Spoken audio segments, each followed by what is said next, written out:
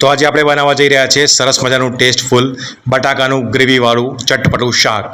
તો તેના માટે આપણે 4-5 બાફેલા બટાકા લીધા છે અને તેને બરાબર મસળીને તેનો માવો તૈયાર કરી દઈશું. ત્યારબાદ એક સમારેલી ડુંગળી લીધી છે, ધાણા લીધા છે, એક સમારેલું ટામેટું લીધું છે, લીમડો લીધો છે, ત્યારબાદ લાલ મરચું, મીઠું, ધાણા જીરું, હળદર અને ગરમ મસાલો લીધો છે 1 ચમચી. ત્યારબાદ જીરું અને રાઈ લીધું છે અડધી ચમચી અને લસણ મરચાંની પેસ્ટ લીધી છે. તો ચાલો મિત્રો, સરસ મજાનું બટાકાનું રસાવાળું ગ્રેવીવાળું શાક કેવી રીતે બને છે તમને બતાવું. તો સૌપ્રથમ આપણે બટાકા લઈશું બાફેલા 4-5 અને તેને આ રીતે છૂંદી નાખીશું. ત્યારબાદ આપણે એક કઢાઈ લઈશું અને તેમાં 4-5 ચમચી તેલ નાખીશું અને તેમાં રાઈ અને જીરું નાખીને તેને બરાબર તતડવા દઈશું. ત્યારબાદ તેમાં લસણ મરચાંની પેસ્ટ નાખી દઈશું. ત્યારબાદ તેમાં લીમડો નાખી દઈશું અને સમારેલી એક ડુંગળી પણ નાખી દઈશું અને બધું હલાવીને બરાબર મિક્સ કરીને તેને બફાવા દઈશું. ત્યારબાદ તેમાં સમારેલું એક ટામેટું પણ નાખી દઈશું. ત્યારબાદ તેની પર બધા મસાલા નાખી દઈશું અને બધું બરાબર વ્યવસ્થિત બફાવા દઈશું.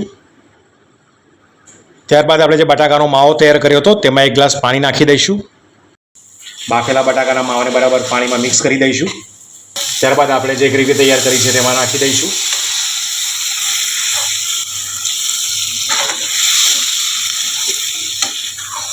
તો મિત્રો, આ રીતે બનતું હોય છે સરસ મજાનું ટેસ્ટફુલ બટાકાનું ગ્રેવીવાળું શાક. તો તમે પણ બનાવવાનો પ્રયત્ન કરજો અને સહપરિવાર સાથે ખાવાની મજા માણજો. અને તમને અમારી બનાવેલી રેસીપી જો ગમતી હોય તો અમારી ચેનલને લાઇક કરજો, શેર કરજો અને સબસ્ક્રાઈબ કરજો.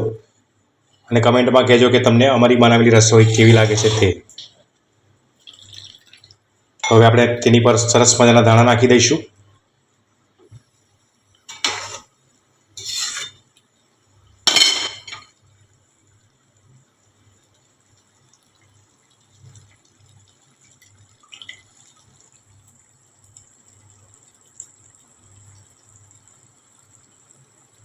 અને શાકને 2-5 મિનિટ ધીમા તાપે ઉકળવા દઈશું.